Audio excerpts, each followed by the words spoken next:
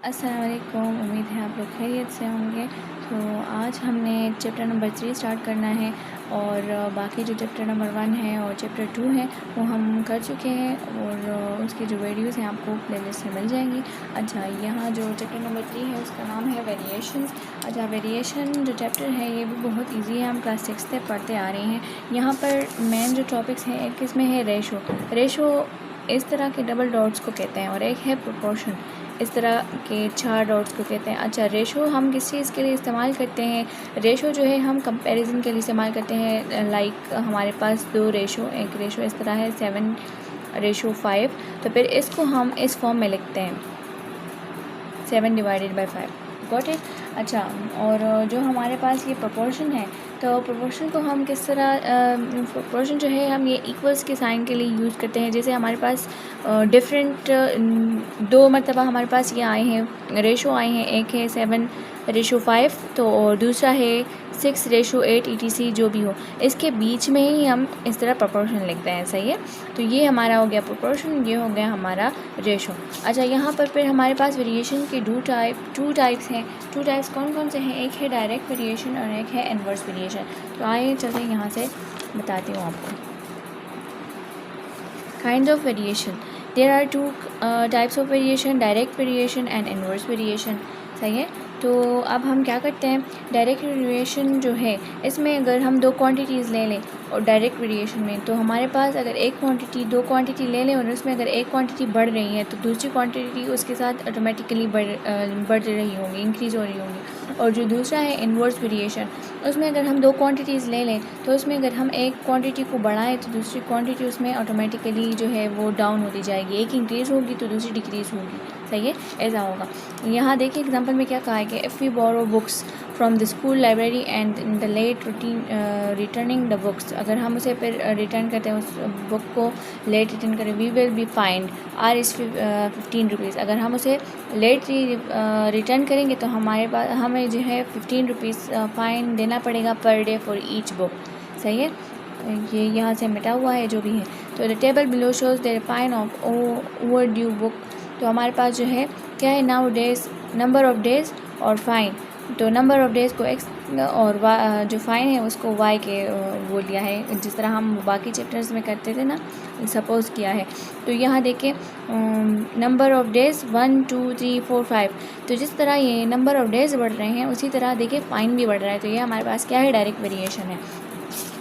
अच्छा, inverse variation की तरफ देखें, यहाँ है inverse variation. The following table shows the time taken by a car to travel distance 120 km at a different speed। अच्छा, ये जो है अगर हम स्पीड के साथ जा रहे हैं और हमारे पास टाइम है और स्पीड के साथ जा रहे हैं, तो डिस्टेंस हम ज़्यादा कवर करेंगे, टाइम कम लगेगा अगर स्पीड में जा रहे हैं। तो ये हमारे पास इन्वर्सली रिलेशन होगा। जैसे स्पीड हमारे पास है 10 20 30 40 इस तरह, तो ये देखिए टाइम जो है, तो टाइम हमारा थोड़ा लगेगा। तो ये दोनों एक दूसरे के वो है, मतलब एक बढ़ रहा है तो दूसरा डिक्रीज़ हो रहा है, तो इसी को हम कहते हैं इन्वर्स वेरिएशन। आई होप आपको ये समझ आ गई होंगी, ये बहुत ही इजी है।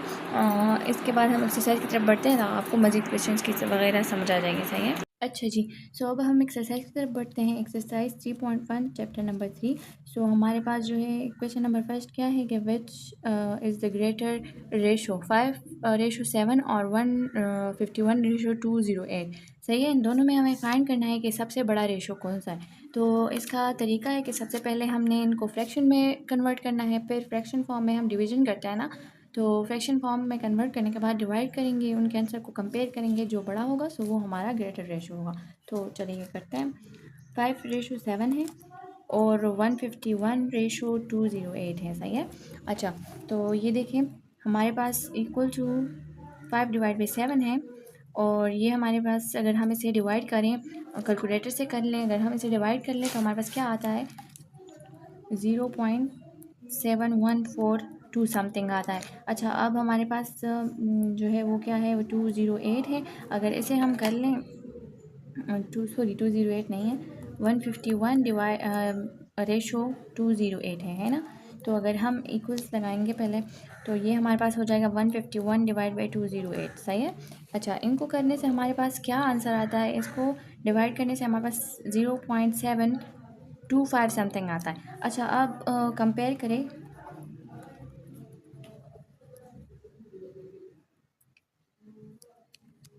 कंपेयर बोथ करें, कंपेयरिंग बोथ रिजल्ट्स आर, जो आपकी मर्ज़ी हो। तो हमारे पास जो है आता है 7142 और ये दूसरा जो है हमारे पास क्या है 0.725 समथिंग। सही है, तो इन दोनों को देखे 7 और 1 और 2, तो बस ये तो जाहिर हो गया कि ये वाला बड़ा हो गया। तो हमारे पास जो बड़ा ग्रेटर होगा, जो ग्रेटर रेशो होगा वो कौन सा होगा, 151:208 इज़ द रिजल्ट में लिखे। सही है, is the greater ratio got it. ये बहुत ही ईजी था, इसका फर्स्ट नंबर क्वेश्चन है, बहुत ही ईजी था। तो हमने जस्ट क्या करना है, फ्रैक्शन में कन्वर्ट करना है, डिवाइड करना है और उसके बाद आंसर जो है उसे कंपेयर करना है। कंपेयर करने के बाद हमें वाज़ेहली पता चल जाएगा कि कौन सा वाला बड़ा है उसमें। तो हमारे पास जो है 151 डिवाइड बाई 208 वो वाला रेशो जो है वो हमारे पास बड़ा है। अच्छा जी, तो क्वेश्चन नंबर 2 है, हमारे पास है gold and silver are mixed in the ratio of 7:4। हमारे पास इस रेशो पे मिक्स हुए हैं, 7:4 पे हमारे पास गोल्ड एंड सिल्वर मिक्स हुए हैं और यहाँ 36 ग्राम ऑफ सिल्वर यूज़ हुआ है। तो हमें जो दूसरा है गोल्ड का जो वो है रेशो है, सॉरी जो मकदार है वो हमें नहीं बताया गया है कि यहाँ गोल्ड कितना यूज़ हुआ है, लेकिन सिर्फ ये बताया गया है कि 7:4 के उसमें जो है हमारे पास रेशो में ये मिक्स हुए हैं और हमारे पास ये हमें ये बताया गया है कि 36 ग्राम उसमें सिल्वर यूज़ हुआ है। तो अब हमें फ़ाइंड करना है कि गोल्ड कितना यूज़ हुआ है। तो इसको फाइंड करते हैं, आपको क्वेश्चन में समझ आ जाएगी सॉल्व करते वक्त। अच्छा जी, तो करते हैं स्टार्ट। तो सोल्यूशन गिवन और रिक्वायर्ड आप खुद लिख लें। सही है, वो इजी होता है। गिवन में क्या लिखेंगे कि silver and gold are mix, लिख दूँ गिवन? सही है, लिख लेते हैं, कोई बात नहीं, यहाँ लिख देंगे गिवन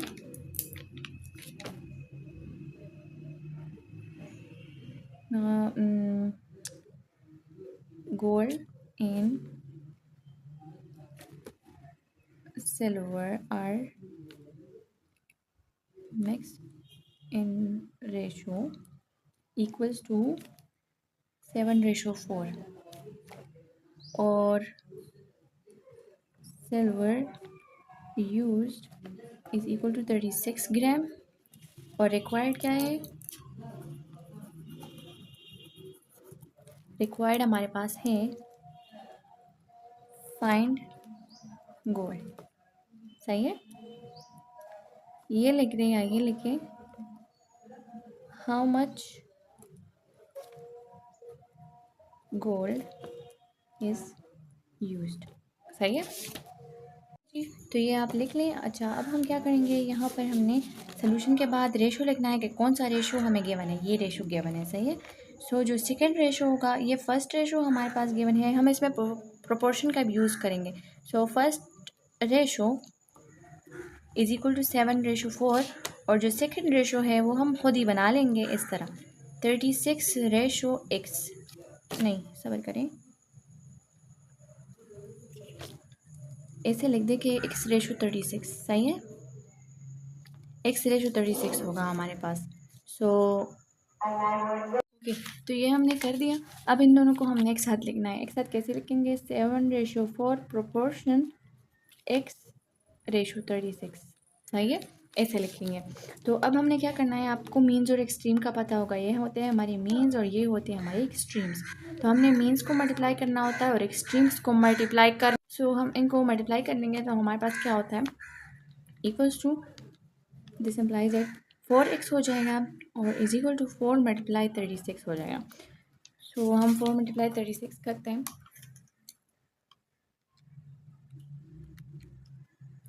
4 मल्टीप्लाई नहीं है, 7 मल्टीप्लाई है।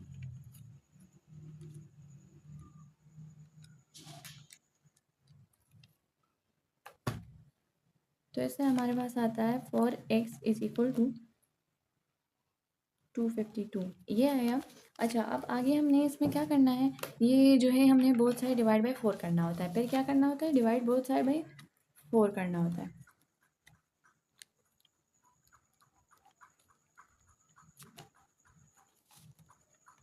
सही है, अच्छा तो 4x is equal to 252 divide by 4 and divide by 4। अगर आप इसे मल्टीप्लाई ना करें, इस तरह लिखें कि 4x is equal to 7 × 36 divide by 4। तो ये भी तब भी हमारे पास हो सकता है, सही है, और ऐसे भी हो सकता है। तो क्या होता है, 4 और 4 कैंसिल हो जाते हैं, सब 4 से डिवाइड करते हैं।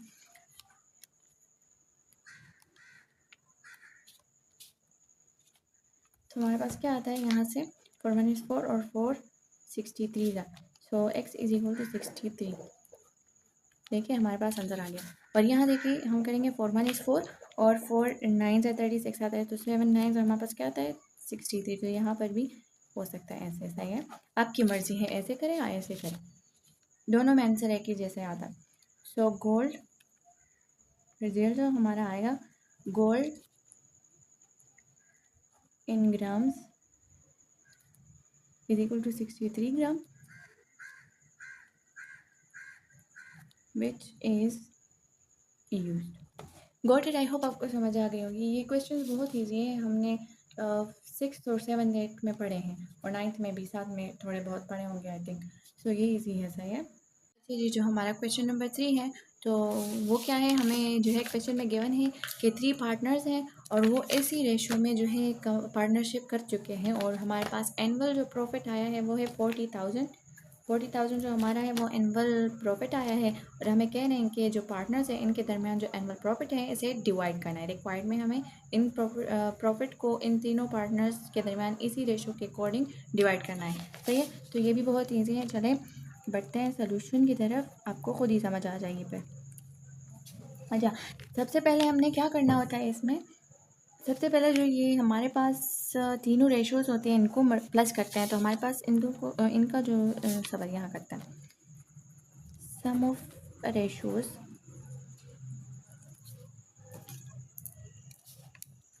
फाइव प्लस 8 प्लस 12, सही है। तो ये हमारे पास किस चीज़ के बराबर आता है, 25 के।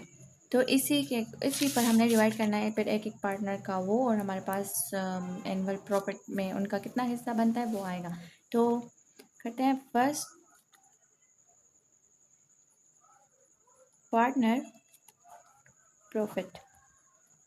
तो देखिए हमारे पास जो फर्स्ट पार्टनर था वो 5 था, उसका जो शेयर्स, इसको शेयर्स कह सकते हैं कि इतने शेयर्स उन्होंने जो है वो किए हैं, अपने इन्वेस्ट किया है, कि एक ने 5 किया है, एक ने 8 और एक ने 12, सही है। इसी तरह समझ लें इसे। तो ये हमारे पास पहले पार्टनर का जो शेयर है वो है 5% है, सही है। तो हम इसे कैसे करेंगे, यहाँ ऐसे होगा कि 5 डिवाइड बाई सम, जो सम हमारे पास आया वो, और मल्टीप्लाई एनुअल प्रॉफिट, सही है। ऐसे कर लेंगे। अच्छा, आप यहाँ देखिए 25 1 is 25 आता है, और 5 सॉरी 25 नहीं, 5 1 is 5 और 5 5 से 25, ये ऐसे डिवाइड हुआ है, सही है। अच्छा, ये हो गया हमारा is equal to 40,000 divide by 5।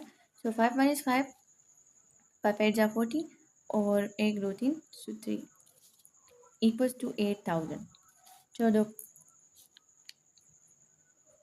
Profit of first partner equals to 8,000, R is 8,000, ये हमारे पास है।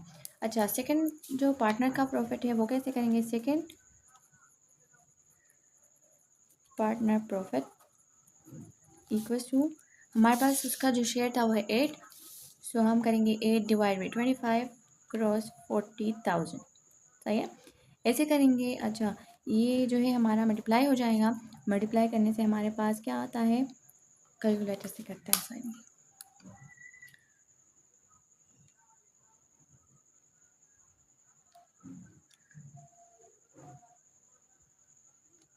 ये आता है, तो ये तो इजी था, 32,000 का आता है, वैसे डिवाइड बाई 2 करते हैं, 25 सॉरी। तो हमारे पास आता है, अलग अलग करूँ तो इसके 32,000 ऐसे आता, और फिर डिवाइड बाई 25।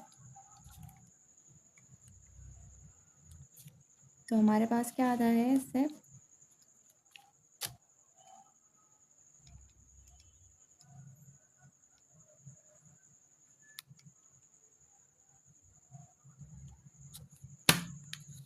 इससे हमारे पास आता है RS 120 12,800, सही है। प्रॉफिट ऑफ सेकेंड पार्टनर ये हमारे पास ये आया। अच्छा, तो अब हम थर्ड पार्टनर का जो प्रॉफिट है वो निकालेंगे।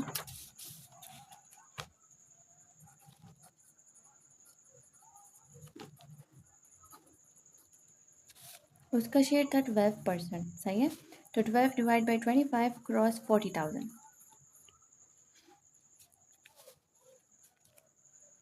कैलकुलेटर किधर है? 12 क्रॉस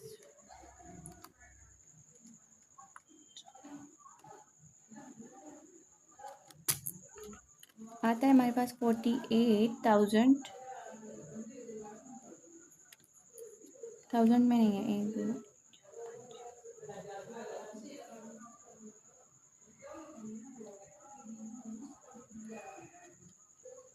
48 लाख समथिंग आता है।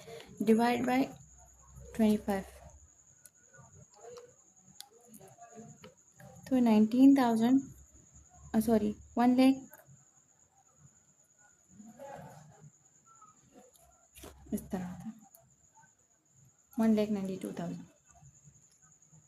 क्या नहीं, सब करें, ये मिस्टेक हुई यहाँ, इतना ज़्यादा नहीं आ सकता।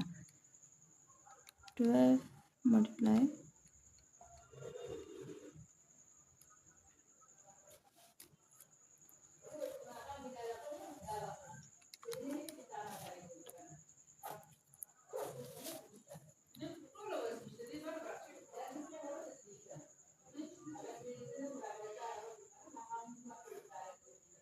19,000 आता है, सही है। सॉरी, कैलकुलेटर के साथ भी मुझसे गलती हो गई।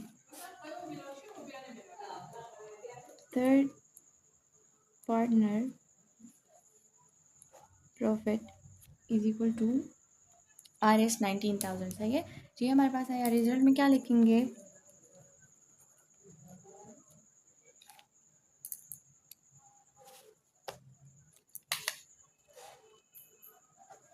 Profit of first partner,